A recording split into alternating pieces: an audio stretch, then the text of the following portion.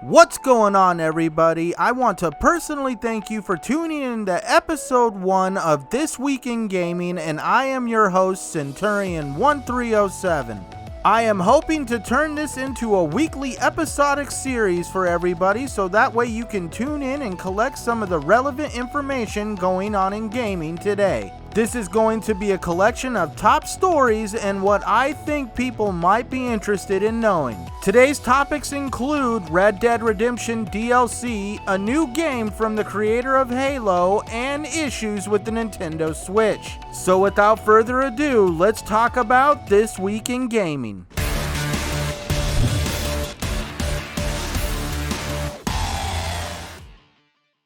First up is Disintegration, a game that came out of the mind of one of the co-creators of the original Halo. Marcus Leto has gone off and done his own thing, and along the way created a new gaming studio, V1 Interactive. And this is going to be the first project that it highlights coming out of the studio. This sci-fi first-person experience is going to be published by the independent publishing arm of Take-Two Interactive, Private Division.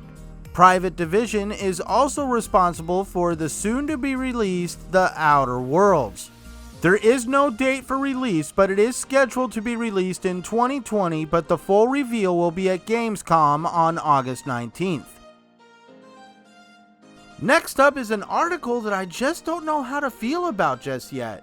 This article just came out the other day on Kotaku, and it really is a little bit odd. In the article titled "The Video Game Industry Can't Go On Like This," starts off with talking about how video gaming in a whole, the entire industry, is unsustainable due to the cost of creating games. And then it correlates that instability with the toxic work environments that the employees have to work in. He talks about the time crunch that developers have to go through to get a game out on time, and the burnout that comes with just the stress of working in the gaming industry. He started then saying that some developers are getting PTSD as a result of this stress, and correlates it with the fact that developers are sometimes forced to create game elements that they aren't comfortable creating. The one example that he used was the developers having to create graphic images for Mortal Kombat 11 that they weren't comfortable in creating. He then went on to discuss how single-player games aren't really good for anything anymore other than first-party studios to draw people into the ecosystem. It felt like he was stating in the article that single-player experiences don't generate the revenue needed to sustain the game industry, but instead that most developers are going to adhere to a games as a service kind of mentality. The only developers that will still use single player experiences will be first party studios that are trying to draw people to that platform. He starts to close the article with a few paragraphs about how xCloud and other game streaming services are going to start creating some kind of world crisis. He talks about how there has to be regulations and standards put on these data centers for power consumption and pollution. By the end of the article, in my opinion, it started feeling like he was expecting the big three, Sony, Nintendo, and Microsoft, to somehow save the world. In reading this article, it felt like it was all over the place. He points out some relevant issues and some crazy ideas in this article. But in my experience with Kotaku, I'm left wondering two things at the end of this article.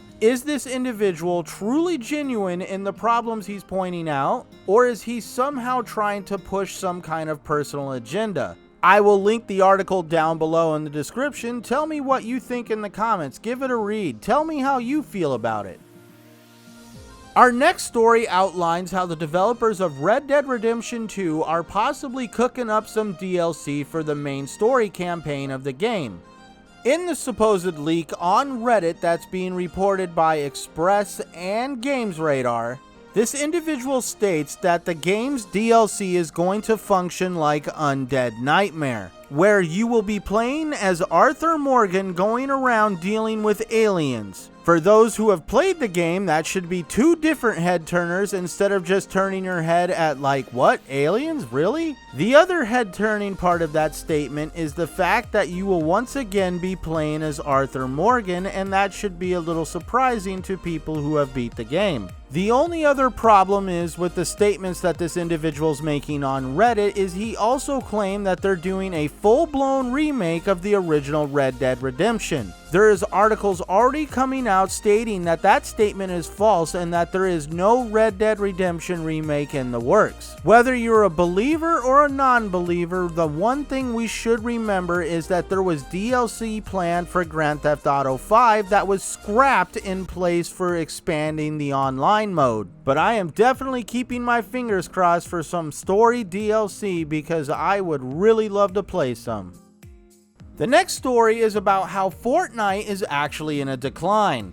Fans are actually starting to die off from what is referred to as the cash cow of the gaming industry. There are those that are correlating the loss in revenue and player base in Fortnite is dragging down the Microsoft Xbox brand and dragging down their revenue as well. There is data sites stating that Fortnite is down 48% month to month since January 2019. Comparing May of 2018 with May of 2019, they only generated $203 million, putting it down 38% compared to May of last year. Even though Microsoft did point out that their revenue and adjusted earnings are up due to the growth of its commercial cloud business, but its gaming Xbox division is down 10%. Is it fair to correlate the loss in revenue in the gaming division with Microsoft is due to the fact of the decline in the player base in Fortnite? Or perhaps is it just due to the fact that we're getting to the end of a generation and both companies experience this decline every single end of every generation? Speaking of a decline in revenue, that leads us to our next story. GameStop is not doing well at all. If you look at the graph on your screen, you can see the decline since 2015. At being traded at $16 a share in January, they are now down to $5 a share in July. The company has given up all ambitions of trying to sell itself. To hit them with an even bigger low blow, business analyst Michael Pachter describes GameStop as a melting ice cube, stating that this business will only last for no longer than 10 years. So it's going to be a very slow melting ice cube to the death. He points out the only reason for this longevity is that the next gen consoles will have disc slots in them, basically making it to where they can still resell media. He points out the minute hardware developers get rid of physical discs, GameStop is done. But there is some good news on the horizon for GameStop, as they will go down fighting. As I have stated to other people in the gaming community, GameStop needs to become more of an experience than a store, and it looks like they are going with that approach. They are wanting to create an experience where you can go to GameStop and actually play these games before you buy them in certain cases. From the way it's described, they are hoping to make these demo experiences exclusive to GameStop so other retailers can't demo the game.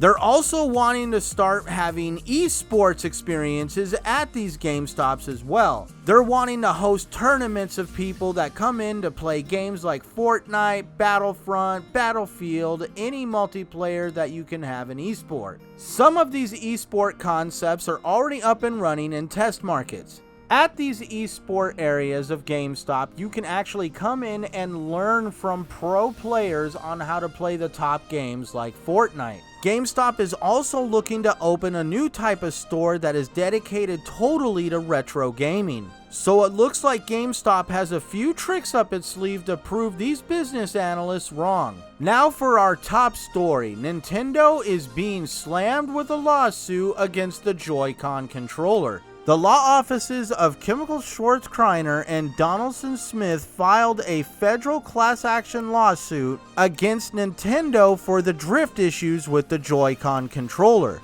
And just in case you're wondering what drift issues there are, let me show you. No, drifting is not some fancy move you do with your car when it comes to gaming. Drifting is actually the mechanic of the joystick registering movement when the joystick is actually not moving.